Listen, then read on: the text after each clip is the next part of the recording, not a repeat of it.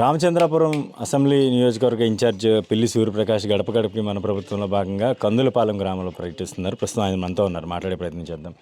Sir, ఇప్పటికే నియోజకవర్గంలో పూర్తి స్థాయిలో పట్టు సాధించే దిశగా మీ ప్రయత్నాలు చేస్తూ ఉన్నారు. ఈ గడప గడపకి మన ప్రభుత్వంలో భాగంగా గ్రామాన్న పర్యటిస్తూ ఉన్నారు. స్పందన ఎలా వస్తుంది ప్రజల నుంచి అండి? సాధారణంగా ఏ ప్రభుత్వం అన్నా, ఏ పార్టీ అన్నా అధికారంలోకి వచ్చిన తర్వాత 5 సంవత్సరాల పరిపాలన పూర్తి చేసుకున్న తర్వాతే మళ్ళీ ఎన్నికలు వచ్చే సమయానికి ప్రజల్లోకి వెళ్తారు ఓటు అభ్యర్థిస్తారు. కానీ వైఎస్ఆర్ కాంగ్రెస్ పార్టీ గౌరవ ముఖ్యమంత్రి జగన్మోహన్ రెడ్డి గారు అధికారంలోకి వచ్చిన తర్వాత, అంటే 2019లో ముఖ్యమంత్రిగా బాధ్యతలు స్వీకరించిన తర్వాత 3 సంవత్సరాల పరిపాలన పూర్తి చేసుకున్న తర్వాత, అంటే దాదాపు ఈ 3 సంవత్సరాల్లో సంక్షేమ పథకాలు ఏ విధంగా అమలవుతున్నాయి, ఏమన్నా లోటుపాట్లు ఉన్నాయా, సమస్యలుంటే పరిష్కరించే ప్రయత్నంగా గడప గడపకు అనే కార్యక్రమం శ్రీకారం చుట్టాడు 3 సంవత్సరాల తర్వాతే. అందులో భాగంగా దాదాపు ఎమ్మెల్యేలని, ఎంపీలని, మిగతా ఇతర పార్టీ సిబ్బందిని, అధికారులని అందరినీ కూడా గడప గడపకు కార్యక్రమంలో భాగస్వాములు అవ్వాల్సిందిగా ఆదేశించడం, 2 సంవత్సరాల నుంచి ప్రతి గ్రామాన్ని గడప గడపకి తిరగడం, వాళ్ళకి జరిగిన సంక్షేమ పథకాలు అంటే వాళ్ళ లబ్ధి ఏమైతే చేకూరిందో 3 సంవత్సరాల్లో వాళ్ళకి వివరించే ప్రయత్నంతో పాటు ఆ గ్రామంలో ఉన్న సమస్యలు తెలుసుకోవడం, వారి నుంచి ఏమన్నా వినతులు స్వీకరించడం, తద్వారా ఈ 2 సంవత్సరాలు అంటే దాదాపు 3 సంవత్సరాల తర్వాత 2 సంవత్సరాల నుంచి అనేక కార్యక్రమాలు, గడప గడప కార్యక్రమం కానీ నిరంతరం ప్రజల్లో ఉండమని మా ముఖ్యమంత్రి గారు ఆదేశించారు. అందులో భాగంగా ఈరోజు కందులపాలెం గ్రామంలో గడప గడప కార్యక్రమం చేపట్టడం జరిగింది. మీరే చూస్తున్నారు, గంట అయ్యింది. మీరందరూ కూడా మాతో పాటు ప్రయాణిస్తూ ఉన్నారు. మీకే తెలియాలి స్పందన ఎలా ఉందో.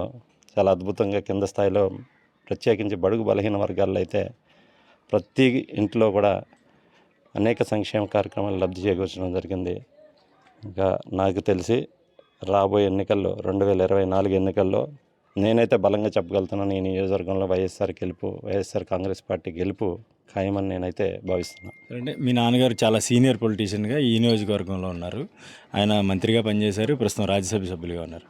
ఆయన టీంతో ముందుకెళ్తున్నారా? అంటే మీ టీం చూస్తుంటే మొత్తం యూత్లా కనిపిస్తూ ఉన్నారు. టీం ఆయనదేనా, మీరు సొంతంగా ఏమైనా ఏర్పాటు చేసుకున్నారు? అన్నీ టీం కాదు, మాదంతా పార్టీ టీమే. దాదాపు ఇక్కడ అందరూ సీనియర్లు కొంతవరకు తిరుగుతారు. అంటే చాలా మంది యూత్లా కనిపిస్తూ ఉన్నారు కదా, మరి పొద్దున్నుంచి సాయంత్రం వరకు పెద్దలందరూ తిరగలేరు. ఇప్పుడు ఇందాకే జడ్పీటీసీ గారు వచ్చి వెళ్ళారు, సర్పంచ్లు వచ్చి వెళ్ళారు. కొంతవరకు 1 గంట ప్రయాణం చేస్తారు. పూర్తి స్థాయిలో సుదీర్ఘంగా 7-8 గంటలు గడప గడపకు తిరగాలంటే కొంత ఇబ్బంది. వాళ్ళ వయసు దృష్ట్యా, కొన్ని ఆరోగ్య సమస్యల దృష్ట్యా ఇబ్బంది. కాబట్టి కొంతవరకు వాళ్ళు 1 గంట 2 గంటల ప్రయాణం చేసి వాళ్ళు విశ్రాంతి తీసుకుంటారు. మాతో పాటు కొంచెం యంగ్ టీం ఉంటుంది కాబట్టి వాళ్ళు తిరుగుతూ ఉంటారు. వాళ్ళకి ఏ ఇబ్బందులు ఉండవు కాబట్టి అంతకన్నా ఏ ఉద్దేశం ఏం లేదు. మేమందరూ కూడా పార్టీకి సంబంధించిన మనుషులమే కాబట్టి అందరూ తిరుగుతారు. పిల్లి బోస్ గారి అబ్బాయి పిల్లి సూర్యప్రకాష్గా మీకు గుర్తింపు ఉంది. ఇండిపెండెంట్గా మీరు పిల్లి సూర్యప్రకాష్ గారు వచ్చారు, పిల్లి సూర్యప్రకాష్ గారికి సొంత ఒక ఇమేజ్ ఏర్పాటు చేసుకోవడానికి ఎంత సమయం పడుతుందంటారు? 10 ఏళ్ళ పైనే. 10 ఏళ్ళు పై మాట అని నాకు తెలిసిన 10 ఏళ్ళు పై మాట. 10 సంవత్సరాల నుంచి నేను ఈ నియోజకవర్గంలో ఇంచుమించు అనేక కార్యక్రమాలు చేపడుతూ ఉన్నా. అనేక మంది కలవడం జరిగింది, పెద్దలు కలవడం జరిగింది. అందులో భాగంగా 10 years పట్టిందని నేను అనుకుంటాను. అంటే ఒక రోజు ఫోటో ఒక నెల వచ్చే ఇది కాదు, చాలా సుదీర్ఘ కష్టమే. 10 years కష్టం అనిపిస్తుంది నాకు. ఇంకా మీరు పర్యటించాల్సిన గ్రామాలు చాలా మిగిలే ఉన్నాయి ప్రస్తుతానికి. ఇంకా ఎటువంటి ప్రణాళికలు చేసుకుని ముందుకెళ్తా ఉన్నారు? కొన్ని గ్రామాల్లో ఇప్పటికే చెప్తున్నాను, దాదాపు ఇంకా 10-15 గ్రామాలు మిగిలి ఉన్నాయి. అన్ని గ్రామాలు 76 గ్రామాలు ఈ నియోజకవర్గంలో, 28 వార్డులు. అన్ని గ్రామాలు 15 గ్రామాలు మినహా దాదాపు అన్ని గ్రామాల్లో గడప గడప కార్యక్రమం పూర్తి చేయడం జరిగింది. కొత్తగా పల్లె నిద్ర అనే కార్యక్రమం కూడా శ్రీకారం చుట్టాం. కాజులూరు మండలంలో శెల్ప గ్రామంలో పల్లె నిద్ర కార్యక్రమం చేపట్టాం. వారి యొక్క సమస్యల్ని దగ్గరుండి తెలుసుకోవడం, తద్వారా ఏమన్నా పరిష్కరించే ప్రయత్నం కూడా ఇమీడియట్గా సాల్వ్ చేసే ప్రయత్నం, అధికారులతో మాట్లాడడం, ఇవన్నీ చేపట్టడం జరుగుతుంది.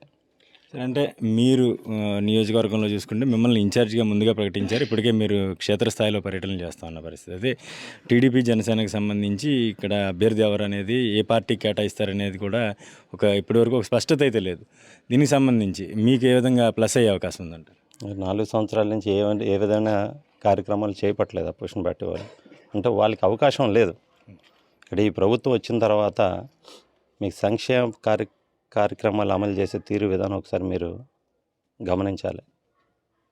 గౌరవ ముఖ్యమంత్రి గారు సంక్షేమ కార్యక్రమాలు మాపైనో లేకపోతే నాయకులపైనో లేకపోతే ఇతరత్ర సిబ్బంది పైన పెట్టలేదు. ఒక వాలంటీర్ వ్యవస్థ అంటే గ్రామ స్థాయి నుంచే వాళ్ళ కుటుంబ సభ్యులు లాంటి వాలంటీర్ వ్యవస్థను ప్రభుత్వాన్ని అనుసంధానం చేసి వాళ్ళ నుంచి ప్రభుత్వ కార్యక్రమాల్లో సంక్షేమ పథకాలు చేపట్టడం జరుగుతుందంటే ఎక్కడ ఒక పైసా అవినీతి లేదు. అంటే వేలు పెట్టి చూపించడానికి ఈ ప్రభుత్వం మీద లేదు కాబట్టే సో నాకు తెలిసి 4.5 సంవత్సరాల నుంచి ఎటువంటి అపోజిషన్ మాకు ఎంత లేదనిపిస్తుంది మా భావన. అంటే నిరసన కార్యక్రమాలు ఎక్కడా లేవు.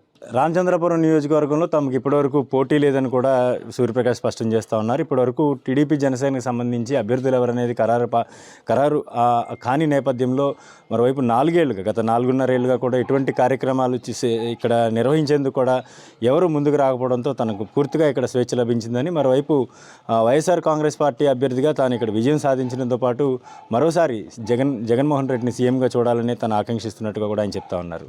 రామచంద్రపురం నియోజకవర్గం కందులపాలెం గ్రామం నుంచి నేను శ్రీధర్, ఐ డ్రీమ్ న్యూస్. జై జగన్.